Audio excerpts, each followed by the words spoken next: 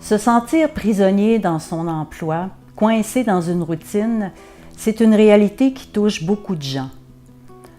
Mon nom est Odette Girard et je vous présente aujourd'hui mon tout premier livre intitulé « Au pays de l'ombre », un récit de voyage autobiographique.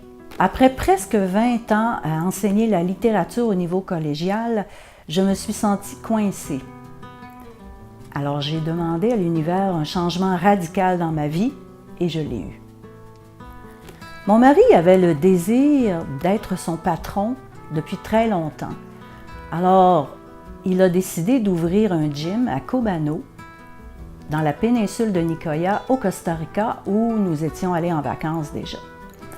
J'ai pris une année sabbatique de l'enseignement. Mon mari a quitté son emploi. On a tout vendu ici au Québec pour aller s'installer au Costa Rica. Je me rappelle qu'aussitôt être sortie de l'aéroport à San José au Costa Rica, je me suis sentie envahie par un sentiment d'oppression. J'avais l'impression de revenir dans mon enfance et mon adolescence, alors que je me sentais coincée. Un matin, j'étais assise devant un magnifique paysage, j'avais la cacophonie des oiseaux autour de moi et je pleurais, comme je regrettais ma décision d'avoir quitté le Québec. À partir de cet instant, les 8 mois que j'ai passés au Costa Rica se sont transformés en une exploration de mon monde intérieur, en un voyage intérieur où j'ai exploré mes zones d'ombre, c'est-à-dire mon passé.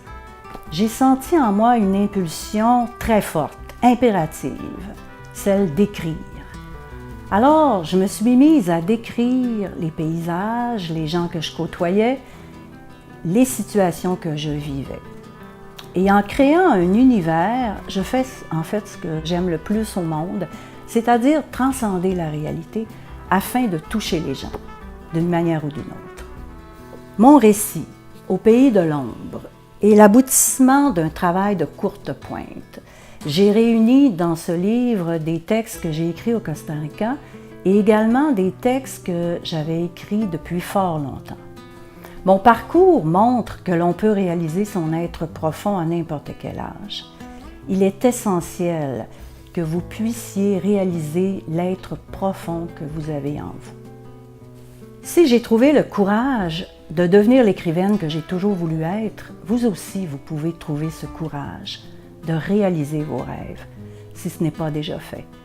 C'est le message que je souhaite vous transmettre par ce livre.